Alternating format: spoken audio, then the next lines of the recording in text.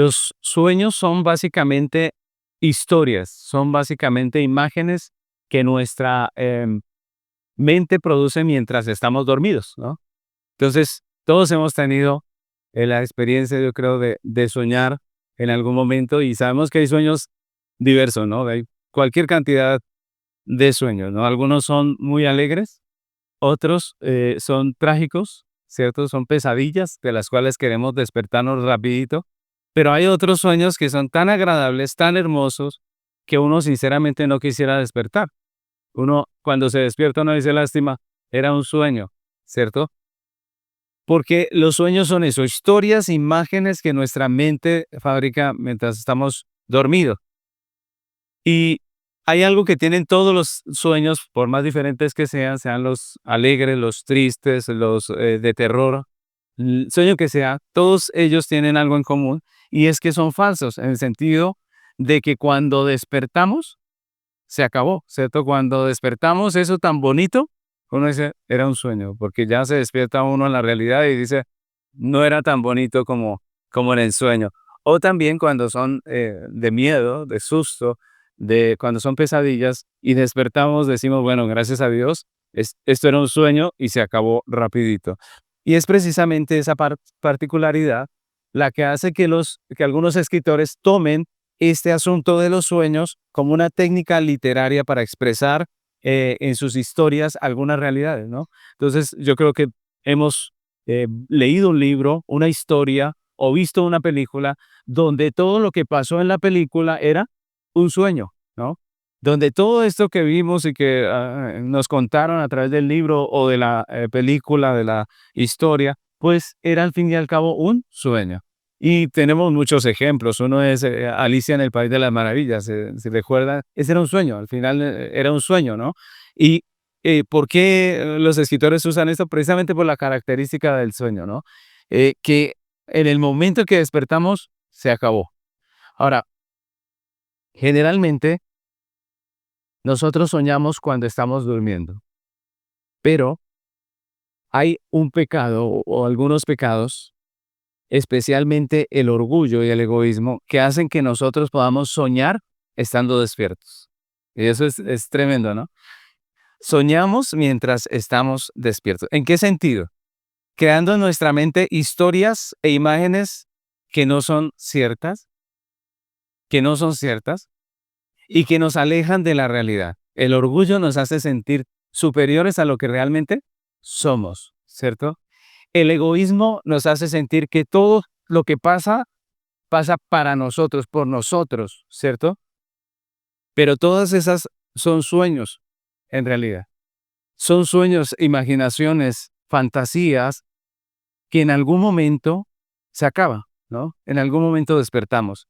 Y de eso nos habla hoy nuestro estudio. Continuamos con nuestra serie contemplando a Cristo en su providencia, que es el estudio expositivo del libro de Esther. En esta ocasión vamos a estudiar el capítulo 4 de Esther. Esta es nuestra quinta enseñanza, pero vamos a estar estudiando el capítulo 4 y la enseñanza de hoy tiene como título La hora de despertar. La hora de despertar.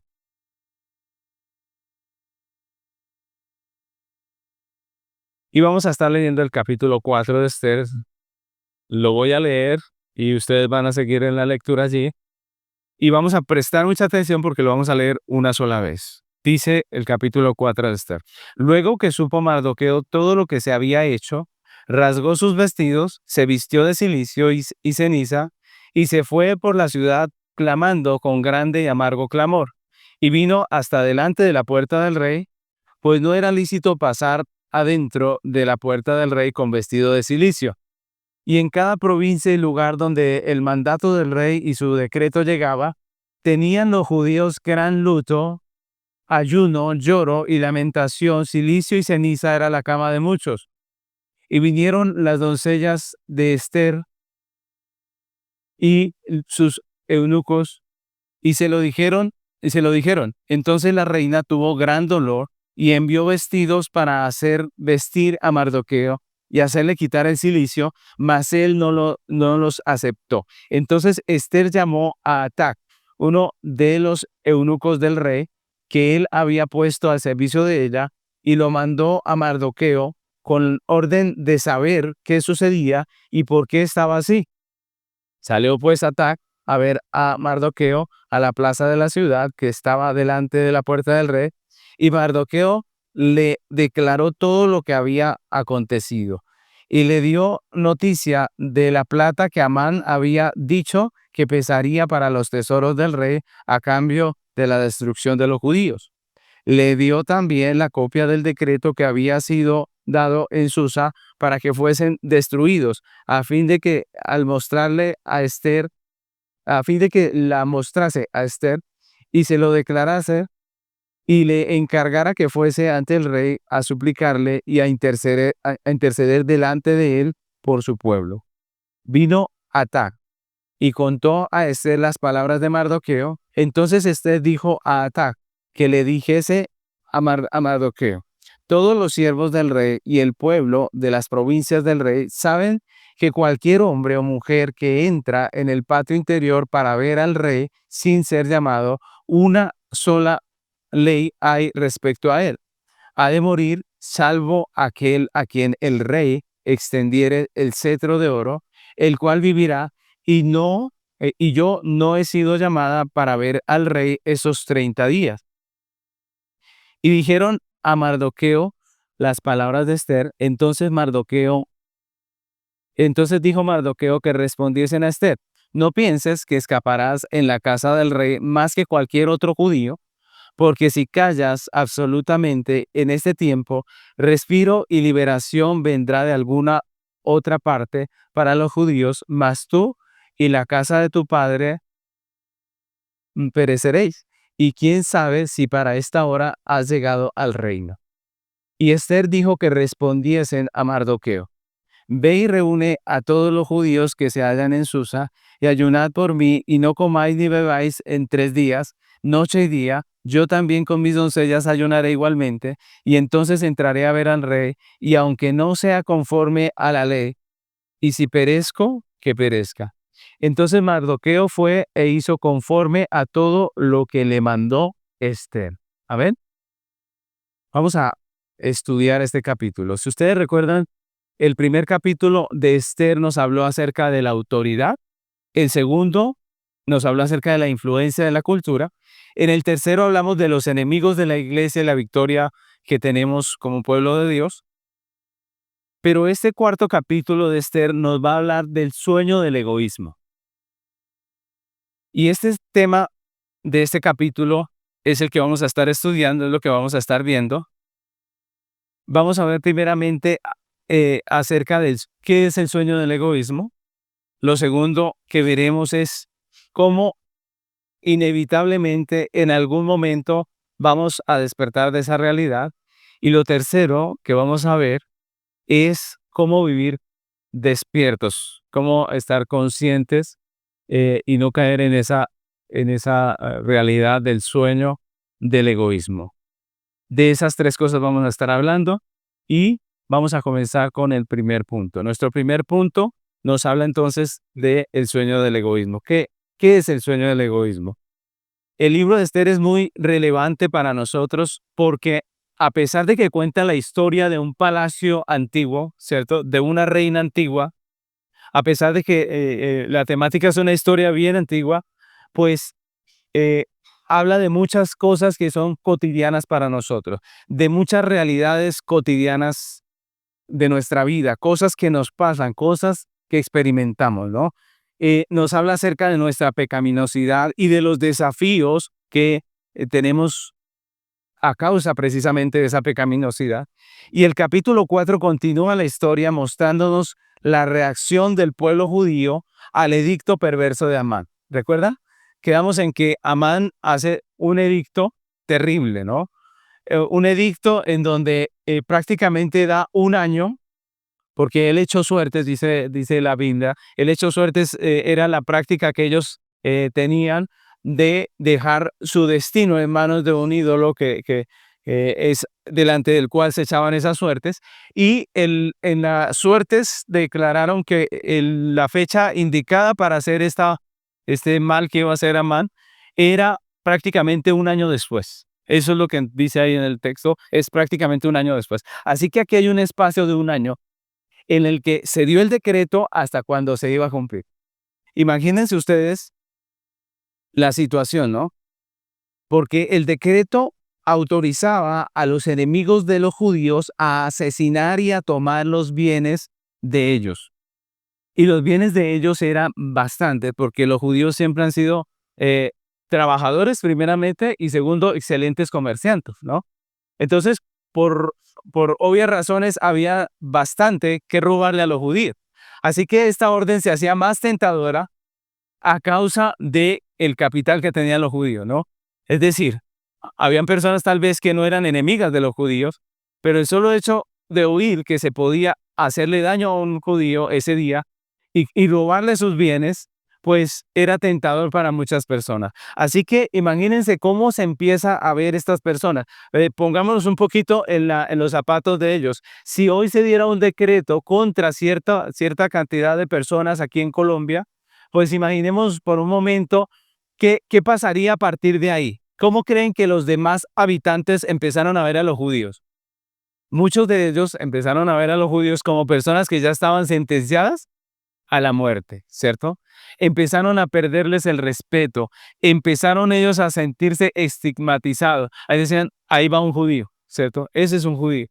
Y es una escena muy parecida a la que los judíos vivieron en el tiempo de la Segunda Guerra Mundial, ¿no?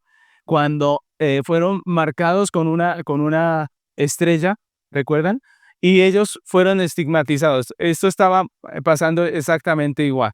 Imagínense cómo sería la vida durante ese tiempo que había desde el decreto hasta la sentencia.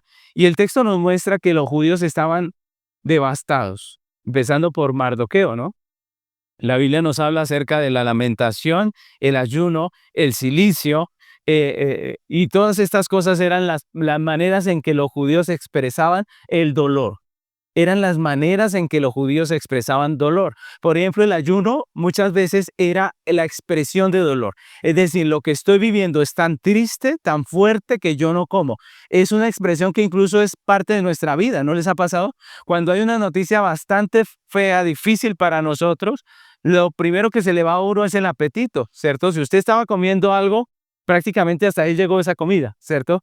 Porque la sensación, la situación es tan fea que nosotros sencillamente perdemos el hambre. Y la Biblia dice que ellos ayunaron, que ellos lamentaron. Los judíos eran muy emocionales. Ellos hacían lamentos con toda el alma, ¿sí? Entonces, cuando ocurría algo en el pueblo judío, todo el mundo se enteraba, ¿cierto? Porque había gente que lamentaba, lloraba de una manera terrible. Ahora, incluso eso era una práctica tan habitual entre ellos que contrataban gente para lamentar, imagínense, había gente especializada para lamentar. Entonces, uno, en vez de contratar mariachis para una despedida de un difunto, lo que contrataba era personas que iban a llorar. Y de esas son las personas que habla los evangelios. Por ejemplo, en los evangelios dice que Jesús llegó y habían personas de estas especializadas en lamentarse, ahí lamentándose de la muerte de la niña, de la hija de Jairo, ¿recuerdan? Esos eran estas personas. Así que imagínense el alboroto de estos judíos llorando con cilicio. Además vestían, se ponían silicio, se ponían vestiduras ásperas en su cuerpo, vestiduras que les causaban dolor porque eran ásperas. Esto era la práctica. Ellos, incluso en algunas ocasiones, los judíos echaban tierra sobre la cabeza. Todas estas expresiones manifestaban el dolor que ellos estaban sintiendo, la indignación por lo que estaba pasando. Y mientras tanto, mis hermanos, Esther estaba en su palacio. Esther estaba viviendo el sueño cumplido. Estaba disfrutando de todos los privilegios reales y tan apartada de la realidad que ni siquiera se había enterado que su pueblo estaba en esa situación. Imagínense. Entonces, todos los judíos lamentando, llorando con toda esta angustia, pero ella estaba en su palacio tranquila, ¿cierto? Tomando tal vez un vinito, quién sabe qué estaba, cuando le llegaron con la noticia. Mis hermanos, ella estaba en esa situación donde ella no le importa nada porque está disfrutando de sus privilegios, ¿no? Del placer, de todas esas cosas que le estaba dando su vida como reina. Ahora, ¿se dieron cuenta cuál fue la respuesta de Esther cuando Mardoqueo le dijo que por favor intercediera delante del rey? ¿Qué dijo Esther? ¿Qué dijo? Dijo, no, ¿cómo se le ocurre? ¿Cierto? No. Esa fue la respuesta de ella. Ella dijo, no.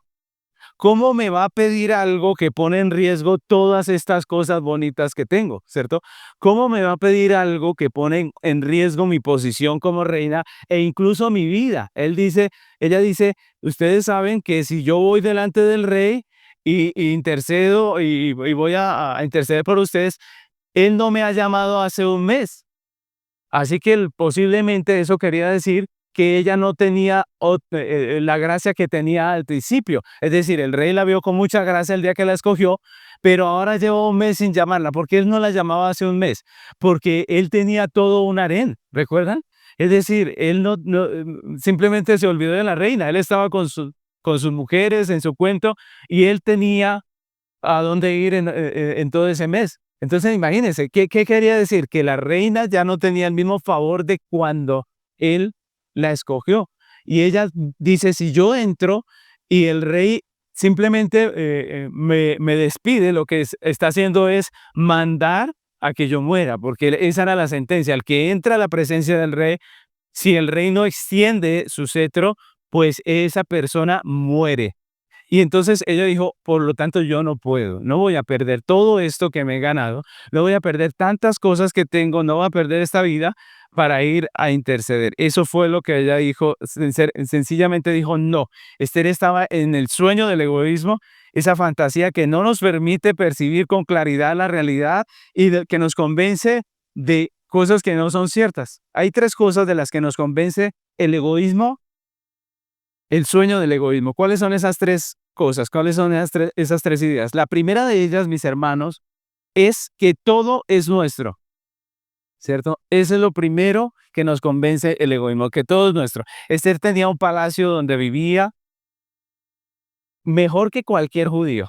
Ella vivía mejor que cualquier judío en el imperio persa. Ella tenía todo lo que quería. Tenía una posición social, tenía incluso una posición política privilegiada por ser la esposa del hombre más poderoso en ese momento. Y una riqueza que obviamente todas las mujeres de Persia envidiaban, ¿no? Ella podía pedir lo que quería y comprar lo que quería porque ella era la reina. Ahora, esa era la realidad que ella estaba viviendo. Ella podía decir con toda autoridad, soy la reina del imperio, ¿o no? Ella lo podía decir con toda autoridad. Todo esto es mío, pudo haber dicho, ¿cierto? Todo esto es mío. Si yo le digo a Tac que vaya y me traiga tal cosa, él va, ¿cierto? Todo esto es mío. La segunda idea que nos convence el egoísmo es que todo lo que tenemos es por nosotros mismos, por nosotros mismos. Nosotros lo alcanzamos. Esther era una mujer, como dirían hoy en día, empoderada, que había logrado el sueño de su vida. Era una mujer empoderada que había logrado el sueño de su vida. Si ustedes miran la historia, eh, ella lo que hace es aprovechar la oportunidad. Se dio la salida de Basti y ella vio la oportunidad.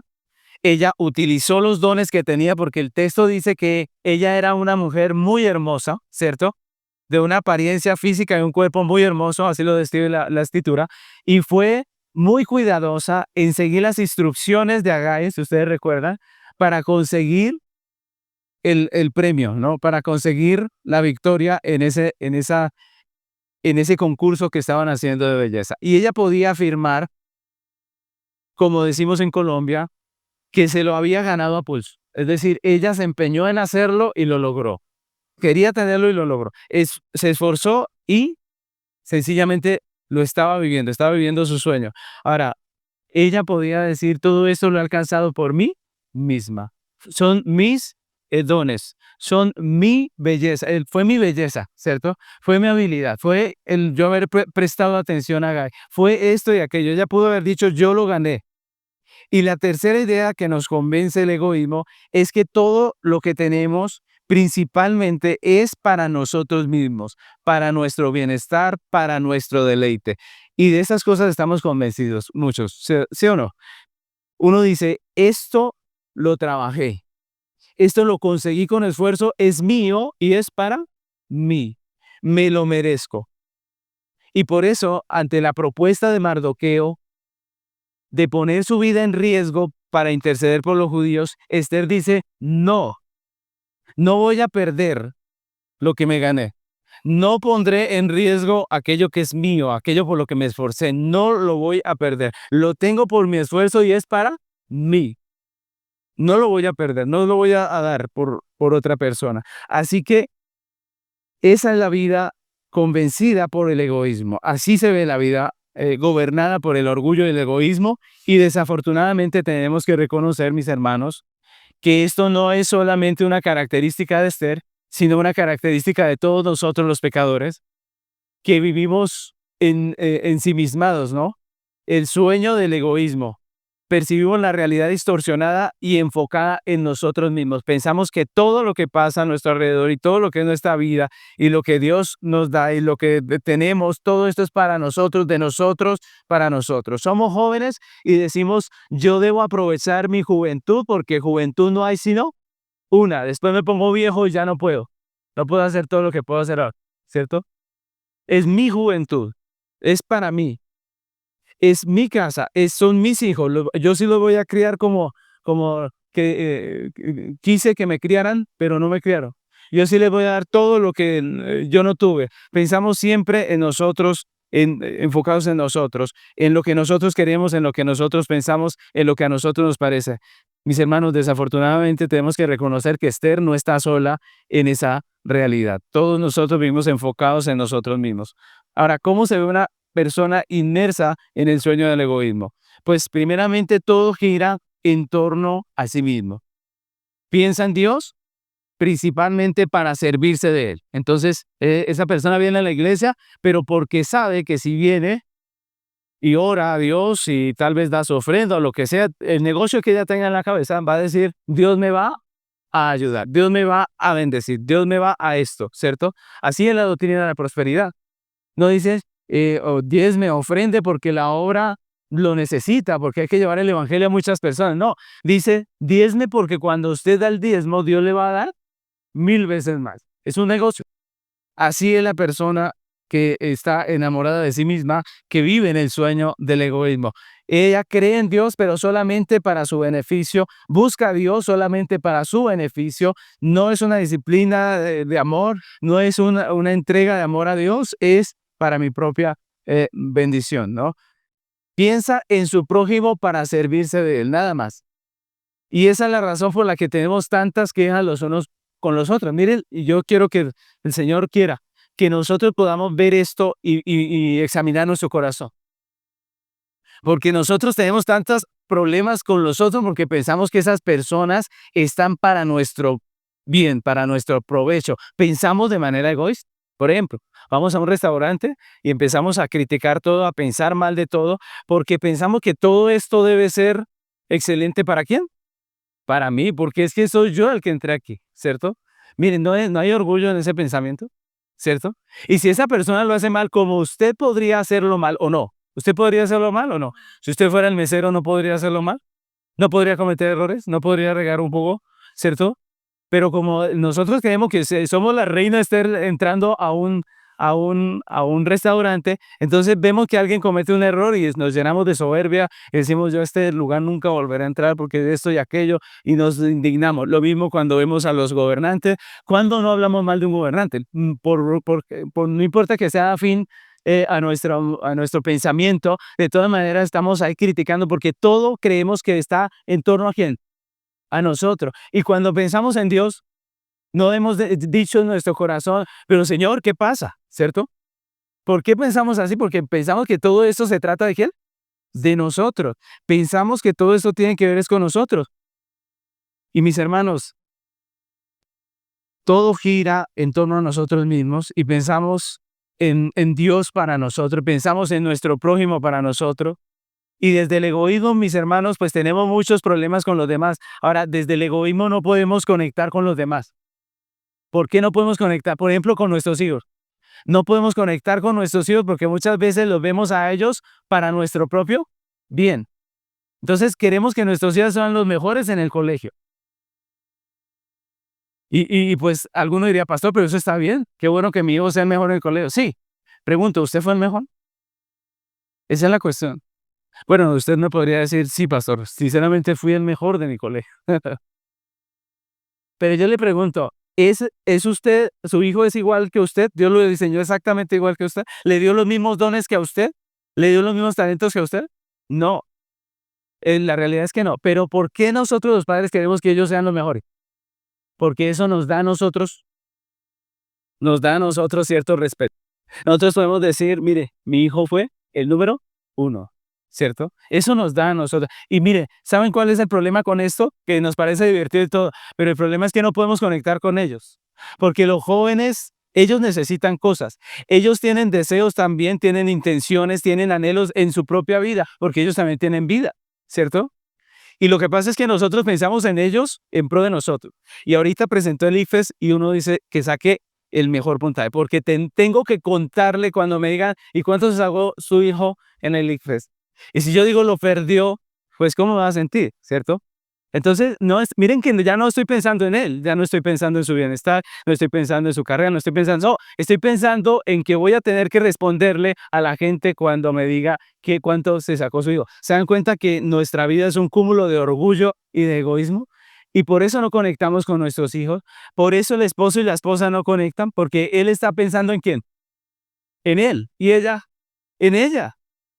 ¿Y cómo conectamos ahí? No. Y entonces la esposa dice, es que mi marido no sirve para nada. Esa es una expresión que muestra para qué quiere el marido. ¿Para qué? Para que le sirva, ¿cierto? Es que mi marido no sirve para nada. ¿Por qué? Porque, mire, no hace bien esto, no hace bien aquello. ¿Sí se dan cuenta? Pero no pensamos en la otra persona por ella o para ella, sino que toda nuestra vida gira en torno a nosotros mismos, mis hermanos. Y lo mismo pasa con nuestra posición social, con nuestra profesión, con nuestro trabajo. Pensamos que todo ello, nos podemos servir de eso y no servir. Miren lo interesante, no estamos para servir, estamos para que eso nos sirva. Entonces dice uno, ¿y qué quiere estudiar o trabajar cuando sea grande? Le dicen los jóvenes, y ya les metimos eso en la cabeza. No, yo quiero trabajar, yo quiero estudiar esto porque eso es lo que me va a dar dinero, ¿cierto? Yo quiero hacer esto porque eso me va a dar tiempo libre, ¿sí se dan cuenta? Es decir, ¿en qué pensamos cuando pensamos en trabajar, en servir, en hacer algo en la vida? ¿En quién?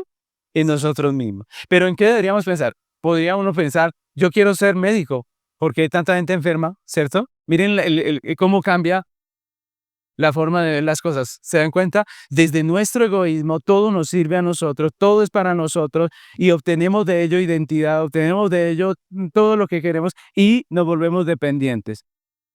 Pero como en todo sueño, porque todo sueño dijimos que tiene algo que es igual, ¿qué es? Que en todo sueño, al fin y al cabo, despertamos. De todo sueño, al fin y al cabo, despertamos. De todos esos sueños que tenemos en la noche, al fin y al cabo, amanece, uno despierta y dice, esto era un sueño. Pues asimismo, del sueño del egoísmo, al fin y al cabo, nosotros tenemos que despertar. Como todo sueño, finalmente hay un momento, hay una hora en que despertamos. Y de eso tiene que ver nuestro segundo punto. Nuestro segundo punto se titula Despertando a la realidad. Y mis hermanos, podemos decir que hay muchas situaciones que tratan de despertarnos de la realidad. Hay muchas situaciones que tratan de despertarnos de ese sueño a la realidad, que tratan de hacernos entender el engaño del egoísmo, y todas ellas, desafortunadamente, todas las cosas que nos despiertan tienen que ver, como en el caso de Esther, con la pérdida. Miren lo tremendo, ¿no? O sea, ¿qué nos despierta? La pérdida. Cuando perdemos es cuando despertamos. Cuando perdemos es cuando tratamos de despertar a la realidad. Por ejemplo, una enfermedad grave nos despierta, nos hace pensar que la vida no está en nuestras manos, que no es nuestra, que en cualquier momento nos vamos, que esto es de Dios y cuando Él diga, nos fuimos, ¿cierto? Una separación también, porque nosotros decimos, no, mi esposa es mi esposa, punto.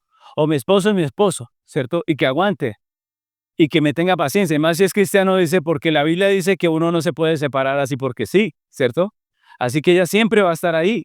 Y conozco más de un cristiano que ha perdido a su esposa de esa manera, ¿cierto? ¿Por qué? Porque las cosas no son así. Lo que nos despierta siempre en la pérdida, mis hermanos, una separación, la muerte de un ser querido, todas esas cosas nos enfrentan a la realidad. Y lo que estaba viviendo Esther en ese momento, la despierta de la realidad. Pero aún en esas situaciones, mis hermanos, nosotros tenemos la capacidad de, en lo físico, voltearnos y seguir durmiendo. ¿No les ha pasado? Los llama, venga, ya es la hora de despertar. Y uno dice, listo, listo. ¿Y qué hacer? Se da la vuelta y sigue durmiendo. Pues a veces pasa todo esto. Experimentamos una enfermedad grave, pero cuando salimos, ¿qué decimos? Nos volteamos y seguimos en el sueño del egoísmo. No, todo es para mí, todo lo tengo por mí, seguimos en el sueño. Eso fue lo que trató de hacer Esther cuando Mardoqueo la llama a despertar, ¿no? Cuando Mardoqueo le cuenta y le dice, vaya a interceder, ella dice, no puedo. Y otra vez, a dormir, ¿cierto? Yo no puedo. Sencillamente no voy a ir por allá, no voy a hacer eso porque me matan. Y seguimos durmiendo. Y eso fue lo que intentó hacer Esther. Y sin embargo, mis hermanos, a la reina le había llegado el momento de despertar. Así que Mardoqueo no se queda callado y no se va diciendo, está Esther, sino, no. Mardoqueo dice, bueno, entonces vaya, díganle esto. Y él le manda una respuesta que realmente es una respuesta bien fuerte, bien agresiva. Esther 4, 13 y 14, miren lo que dice. Vamos a leerlo, dice. Entonces dijo Mardoqueo que respondiesen a Esther, no pienses que escaparás en la casa del rey más que cualquier otro judío, porque si callas absolutamente en este tiempo, respiro y liberación vendrá de alguna otra parte para los judíos, mas tú y la casa de tu padre, ¿qué? Pereceréis. Y quién sabe si para esta hora has llegado al reino. Y esa es una respuesta bastante fuerte. Mardoqueo le dijo con estas palabras la realidad, la verdad. Sus palabras fueron un despertador para Esther, ¿no? Mardoqueo le hizo entender a ella que aquello que el orgullo le había metido en la cabeza, pues era un engaño, una ilusión, un sueño del que debía despertar antes de que fuera demasiado tarde. Y miren lo interesante, porque hoy Dios nos está hablando esto, porque puede que usted esté en ese sueño y si usted no despierta de esos engaños del orgullo, tal vez en unos días o en unos meses ya sea demasiado tarde. Ahora, ¿por qué eso era un engaño? Primeramente, porque ella no era dueña de nada, ni siquiera de su propia vida. Cuando Mardoqueo le habla de la posibilidad de morir, le está diciendo que ella no es dueña de su vida, que por más reina que sea, ella puede morir, ¿no? Y es interesante que Mardoqueo confiaba en que Dios iba a salvar a los judíos. Pero Mardoqueo dijo, si usted se niega a hacer algo, teniendo el poder, le dijo a Esther, usted sí va a morir a la fija. Así le dije, usted sí a la fija muere. Dios nos va a salvar al resto, pero usted va a morir. Así le dijo Mardoqueo. Si Dios la puso a usted en esa posición y usted se niega, usted sí va a morir, pero Dios nos salvará de algún lado, ¿cierto? Tremendo eso que le dice Mardoqueo. Mardoqueo sabía que Dios iba a responder, pero le hace caer en cuenta que ella va a morir. Y Mardoqueo le está haciendo ver una realidad que en ella en sus cálculos no estaba. Ella estaba en su sueño con todas sus cositas, con toda su comida, con toda su riqueza, con todo su palacio, pero cuando Mardoqueo le habla, le hace entender que ella también va a morir. Y Mardoqueo le está haciendo ver que su vida en realidad no estaba en las manos del rey, que la amaba mucho, ni de Amán, sino de quién, de Dios. Y que era él a quien realmente debía temer. Ella dijo, no, porque si voy sin ser llamada, el rey me mata, ¿cierto? Pero Mardoqueo le dijo, no, debe temer más bien a Dios, ¿cierto? Lo que dice en los evangelios. Teman más bien a Dios, al que les puede enviar al infierno, dijo el Señor Jesucristo. Mis hermanos, todas las cosas le pertenecen a Dios, incluso nuestra vida. Y como Esther solemos hacernos conscientes de esa realidad solamente cuando estamos a punto de perder las cosas. Por eso Dios nos hace un llamado antes. Solamente cuando estamos a punto de perder es cuando somos conscientes, ¿no? ¿No les ha pasado cuando ya usted sabe que va a perder algo y sí dice, Dios mío, perdóname, Señor, ayúdame, no lo vuelvo a hacer, yo voy a cambiar, yo voy a dejar, voy a quitar esto, ¿cierto? Cuando hay una amenaza de un divorcio legal, es cuando el esposo dice, no, espere, espere, espere, espere, ¿cierto? Es cuando la esposa dice, no, espere, esperemos, esto se puede arreglar, ¿cierto? Ah, pero no lo arregló antes, pero fue tardo, pero nunca quiso hacer nada. Mis hermanos, y esta es una advertencia para ella, todas las cosas pertenecen a Dios, incluso nuestra vida. Y esto es lo primero de lo que somos conscientes nosotros cuando estamos despertando del sueño del egoísmo, que no somos dueños absolutamente de nada. Ahora, su orgullo y su egoísmo también le estaban engañando, haciéndole creer que todo lo que tenía era por causa de ella. Eso no era verdad. Que todo lo que tenía era producto de su propio esfuerzo, de su sagacidad, de sus talentos, de sus dones. Pero Mardoqueo le está haciendo ver que no fue ella, sino que Dios la había puesto en ese lugar. Miren lo diferente. Ella dijo, yo llegué acá con mis propias fuerzas, pero él dice, no, a usted la llevó allá, ¿quién?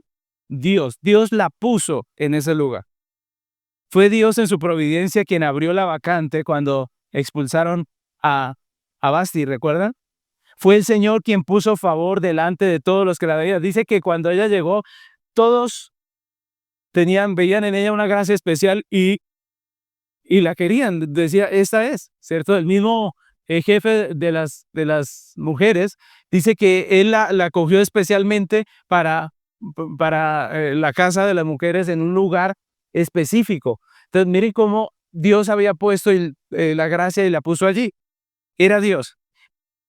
Solemos dejarnos sumergir en ese sueño del egoísmo y del orgullo y pensar que son nuestros méritos, que son nuestros talentos, que es nuestro estudio. Decimos, pastor, pero es que usted no sabe cuánto me esforcé yo para estudiar esta carrera, para hacer lo que soy hoy en día, para tener estos títulos, ¿cierto?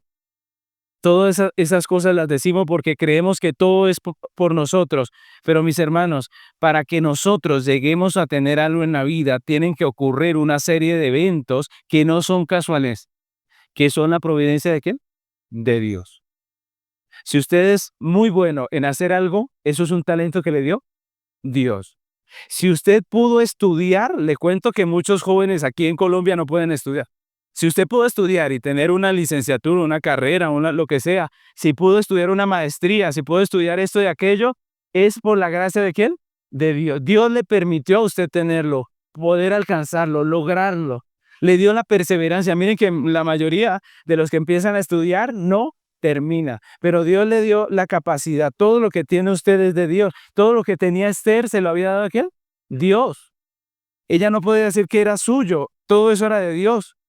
Para que nosotros podamos tener algo, tuvo que Dios haber hecho que todo eso pasara, que todo coordinara. Yo tengo un par de hijos, pero Dios me los dio. Dios me dio una esposa, le dio a ella la fertilidad, nos dio el poder hacer todo para que ellos estén aquí. Tenemos una iglesia por la gracia de Dios, tenemos un empleo por la gracia de Dios. Todo lo que tenemos lo tenemos por Dios. Y por eso debemos ser agradecidos. No es cuestión de orar cada vez que vamos a comer, porque algunos dicen, toman la oración como sencillamente como un rito. Entonces se van a sentar a la mesa y empiezan, Señor Dios mío, gracias te damos por este alimento en el nombre de Jesús, a ver, ¿cierto? Pero eso no es lo que Dios nos llama a hacer. Dios nos llama es a ser agradecidos, no ritualista, ¿cierto? A poder decir, Señor, gracias, verdaderamente de corazón. Eso no estaría aquí si no es por tu misericordia. Debemos nosotros recordar que todo lo que tenemos viene de la mano de Dios, no de nosotros. Sí, nosotros participamos por la gracia de Dios. Dios nos deja participar de su creación, pero la provisión realmente viene de Dios. Mis hermanos, para que nosotros lleguemos a tener lo que tenemos, ocurre una serie de eventos que no son casuales y que son orquestados por la sabia providencia de Dios. Así que despertemos de ese sueño. No es por nosotros que estamos aquí, es porque Dios lo hizo. Otro engaño del egoísmo en el que Mardoqueo despertó a Esther es que es la ilusión de que todo lo que estaba pasando en su vida era para ella. Todo lo que estaba pasando en su vida era para él.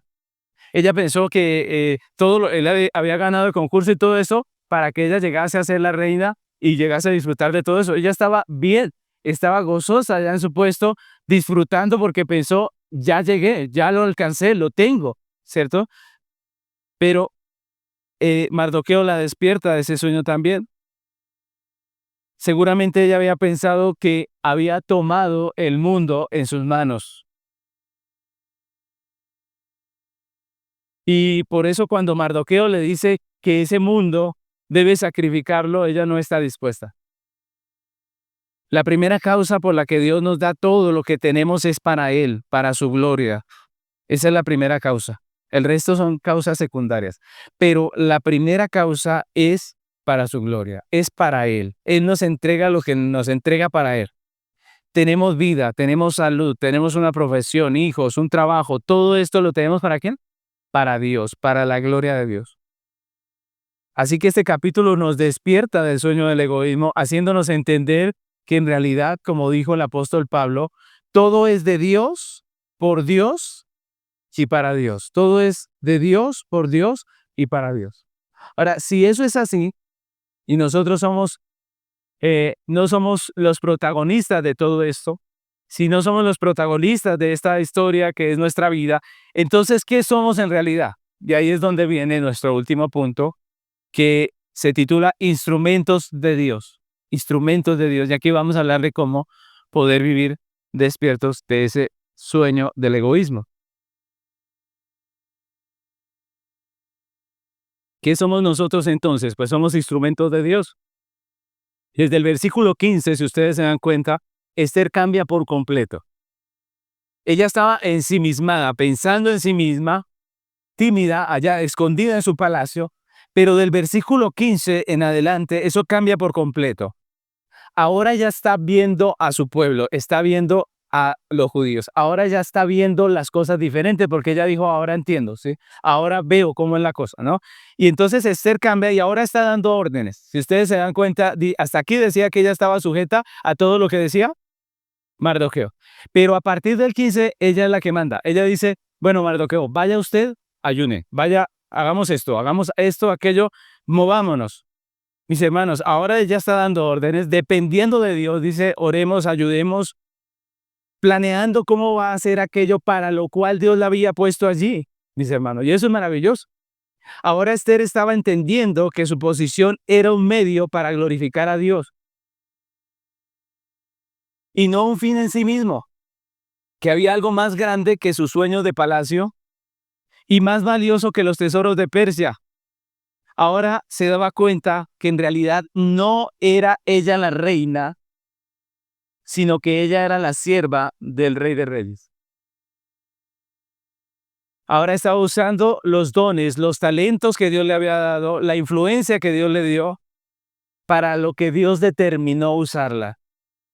Y esa es una vida con verdadero propósito. Esa es una vida con verdadero propósito. El resto es egoísmo. Pero cuando estamos en esta tierra, entendiendo cómo funciona, haciendo lo que el dueño dice, entonces estamos haciéndolo bien, correctamente. Y mis hermanos, parece contradictorio, pero es ahí cuando realmente disfrutamos lo que tenemos. Cuando entendemos que es de Dios y es para Dios. Ahí es cuando disfrutamos nuestros hijos. Porque entendemos que no son nuestros, que no son para nosotros, son para Dios. Ahí es cuando disfrutamos el dinero, por cuando entendemos que todo lo que Dios nos ha dado es para Él, para su gloria. Es interesante que Dios en la Biblia nos da 3 relatos acerca de la restauración del pueblo de Dios del cautiverio. Si ustedes recuerdan, 3 relatos en la Biblia. ¿Cuáles son esos 3 relatos? El primero, el de Esdras. Esdras nos cuenta cómo Dios usa a este hombre para restaurar a su pueblo, y este hombre tenía una profesión. ¿Qué era Esdras? ¿Recuerdan? Un sacerdote. Era un sacerdote, el sacerdote de Esdras, ¿recuerdan? Así que este hombre era un sacerdote, Dios lo usa para restaurar el templo, para restaurar el culto, pero también usa a otro hombre. ¿Cuál era? ¿Recuerdan? Lo estudiamos, Nehemías. Nehemías, ¿qué era Nehemías? ¿Otro sacerdote?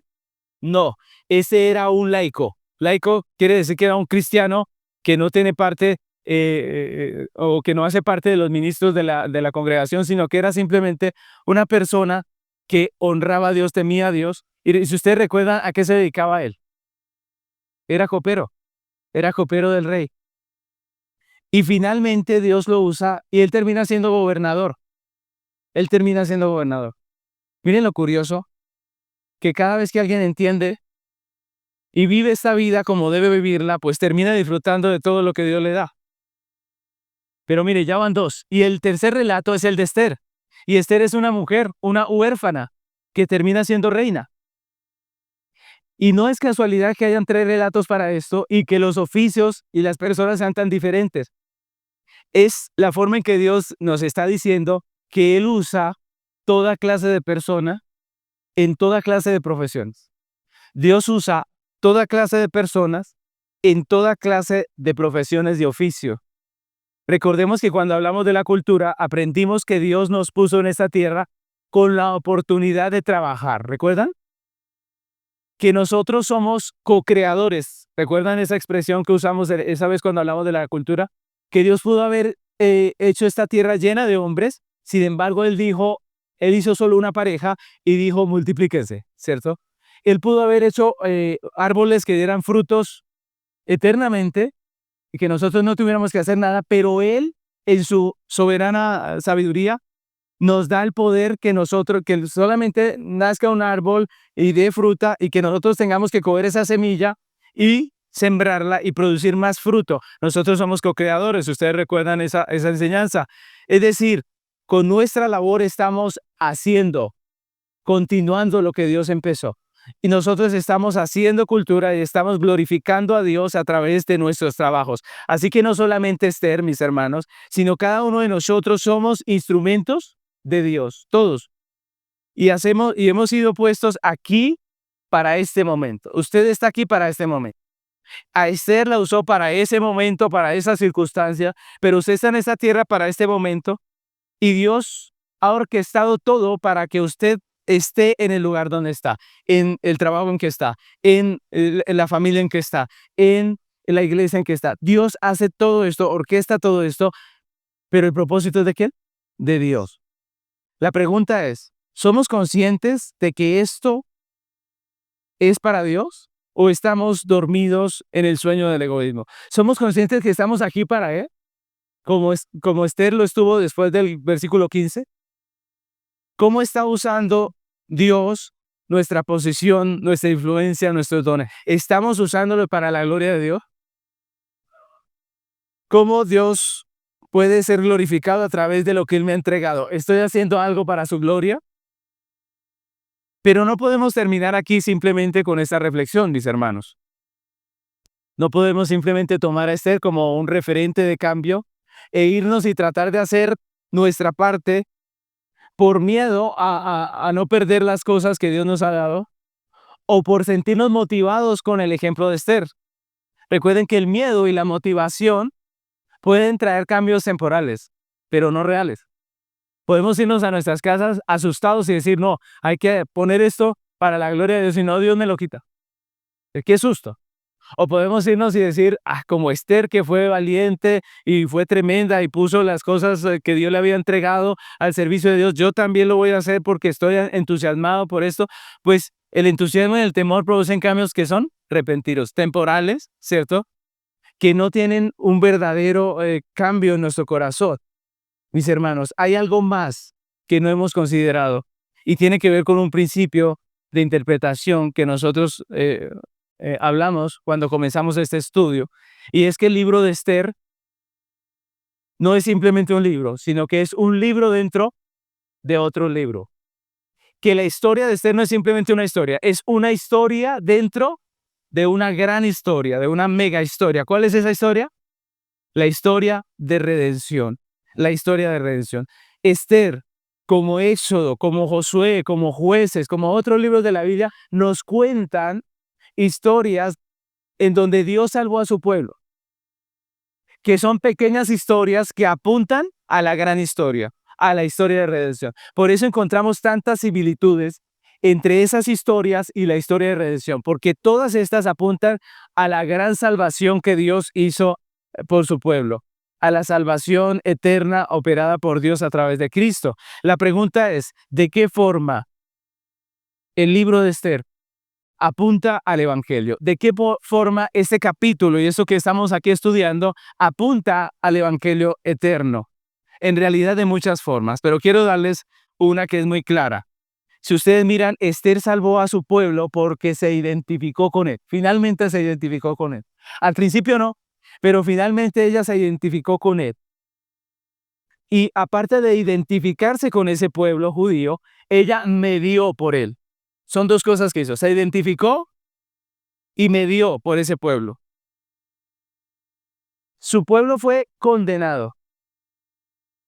Así que ella también asumió la condenación. Miren que ella estaba en su palacio tranquila, pero ella dijo, yo también. Ella se metió ahí. Arriesgó su vida. Dijo, si perezco, que perezca, dijo ella. Y como se identificó con su pueblo, pudo mediar por él delante del rey. Pudo presentarse ante el trono del poder y de una manera que nadie más podía hacerlo, intercedió delante del rey por ellos. Y cuando se presentó al trono del rey, ¿qué recibió? Recibió la gracia, el favor del rey. Y ese favor le fue prácticamente imputado a su pueblo porque el favor que ella consigue delante del rey trajo beneficio a su pueblo. Y mis hermanos, todo esto nos habla de la verdadera obra de redención, de la gran historia de redención. En el Evangelio vemos a Jesucristo, Hijo de Dios, que vivía en el gran palacio. Él sí vivía en el gran palacio, que vivía en el supremo palacio, en el trono de Dios, rodeado de toda gloria y adoración. Que sin necesidad de que alguien le diera la idea o lo impulsara o lo animara, sin necesidad de un Mardoqueo que le estuviera diciendo ahí, él tomó la decisión de despojarse de toda esa gloria e identificarse con nosotros, los pecadores. Y vino a redimirnos, no a riesgo de su vida, porque eso fue lo que hizo Esther. Esther intercedió a riesgo de su vida, pero Jesús no intercedió a riesgo de su vida, sino a costa de su vida, a costa de su vida. Él no dijo, si perezco, que perezca. Él dijo, voy a perecer. Voy a ir a cumplir lo que en el rollo está escrito de mí, que era que él tenía que morir. Él no dijo, si perezco, él dijo, voy a perecer. Y fue a la cruz y allí murió, asumiendo nuestra condenación, e hizo expiación por nuestros pecados. Y entonces, dice la Biblia, se presenta ante el trono de Dios con una sangre. Él como sacerdote. ¿Con la sangre de quién? De él mismo, con la sangre del cordero, de él mismo. La presenta delante del trono de Dios y haya gracia. Y esa gracia es la que hoy nosotros podemos disfrutar en este lugar. Ese es el Evangelio, ¿no les parece maravilloso? El Evangelio no se trata de lo que nosotros podemos hacer para Dios, sino de lo que Cristo ya hizo en la cruz por nosotros. Nosotros somos los beneficiados, nosotros somos los que hemos recibido esa bendición. ¿Y para qué? Para que todo aquel que en Él cree no se pierda, mas tenga vida eterna. La pregunta, ¿ya creíste en Jesús como tu Salvador? Solamente allí hay salvación, solamente en Cristo, en su cruz. Mis hermanos, ese es el Evangelio. Ese es el Evangelio, mis hermanos. Entender esto. Entender esa obra de gracia que el Señor hizo por nosotros. Entender que ahora estamos salvos en Él. Que hemos sido comprados a precio de sangre. Que ahora somos de Él, somos siervos de Él. Mis hermanos, entender todo esto nos cambia nuestra identidad. Nos cambia la identidad. No somos los reyes, somos los siervos. Nos cambia nuestra manera de pensar. No estamos para nosotros, ¿estamos para quién? Para Dios. Ahora sabemos que no somos nuestros. Que esto no es por mí, que esto no es mío, por mí y para mí, sino que todo es de Él, por Él y para Él. Ahora en el Evangelio, como hijos de Dios en Cristo, como Esther, podemos saber y entender que no somos dueños sino administradores. Ahora entendemos que todo lo que tenemos, incluyendo nuestra vida, nos la ha entregado Dios y que es prestada, que es para su gloria. Ahora no nos aferramos a las cosas de este mundo porque sabemos que tienen un dueño. ¿Quién es? Dios. Y que cuando Él quiere nos las pide. Ahora como Esther comenzamos a usar lo que tenemos, lo que Dios nos dio para la gloria de Dios, pensando en la gloria de Dios, en bendecir a nuestro prójimo, en ayudar, en sostener, en hacer lo que Dios nos llamó a hacer. Ahora hemos sido traídos a una posición en la que reconocemos que somos siervos y no señores. Y podemos entender como Esther que si estamos aquí es por la providencia de Dios y para Él. Hemos sido traídos a la posición en la que estamos para un momento como este. Hemos sido traídos a la posición en la que tenemos para un momento como este. Se nos han entregado las cosas que se nos han entregado para un momento como este. Estamos aquí para un momento como este. Y eso también tiene que ver con nosotros como iglesia. Estamos aquí para un momento como este. Y Dios nos llamó a hacer, Dios nos llamó a predicar, a evangelizar, a hacer la obra. Tenemos que ir y hacer discípulos, porque estamos aquí para un momento como este. En el tiempo del Nuevo Testamento, en el tiempo apostólico, Dios llamó y usó a Pablo y a la iglesia de su tiempo. Y recordemos que ellos iban por todas partes predicando el evangelio, haciendo lo que tenían que hacer. Ahora nosotros estamos aquí para un momento como este. Que Dios nos ayude, que despertemos del sueño del egoísmo y que nos permita a nosotros experimentar esto que experimentó Esther, que podamos vivir en esta vida para la gloria de Dios. Les invito a que se pongan sobre sus pies y vamos a orar.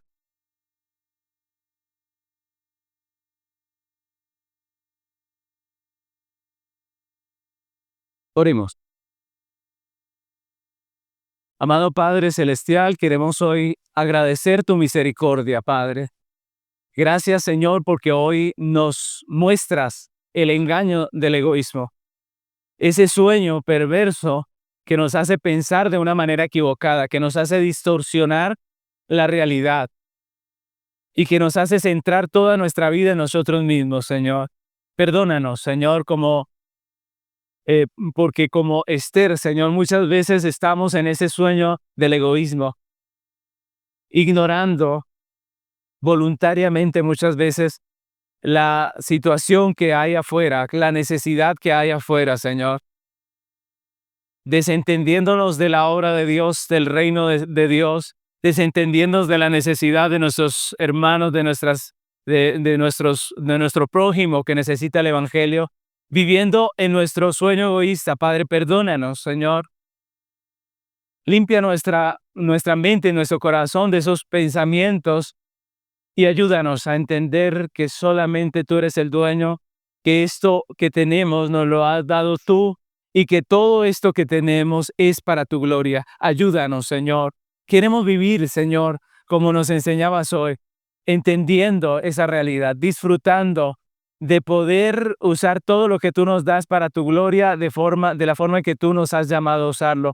Padre, estamos aquí para un momento como este. No nos dejes tratar de ignorarlo, porque entonces, Señor, no estamos haciendo bien, Señor. Ayúdanos, Padre. Te ruego que despiertes nuestros corazones a tu verdad. Te ruego, Padre, que nos despierte nuestra mente, nuestros deseos, nuestros pensamientos a tu verdad, Dios mío. Que como hiciste con Esther de un momento a otro, y en el versículo 15 ya era una persona que entendía. Padre, tú nos permitas entender que estamos aquí para ti, que estamos aquí para tu gloria, que tú nos has puesto aquí para un momento como este, Padre. Te damos gracias por tu misericordia, que has enviado a Cristo Jesús, el gran Salvador, el gran Redentor de la historia de redención, que también, Señor, vino a hacer tu voluntad, que no vino para sí mismo, se despojó de sí mismo y puso su vida, que no arriesgó su vida, sino que entregó su vida por rescatarnos. Gracias, Señor, porque en Cristo somos más que vencedores, porque en Él somos salvos y en Él, Señor, podemos vivir para tu gloria. Ayúdanos, Señor, por la obra preciosa de tu Hijo. Transfórmanos en siervos útiles para tu gloria, Padre. Ayúdanos a hacer tu voluntad. Ayúdanos, Señor, que podamos vivir de acuerdo a lo que tú has establecido para nosotros, en el nombre de Cristo Jesús. Amén.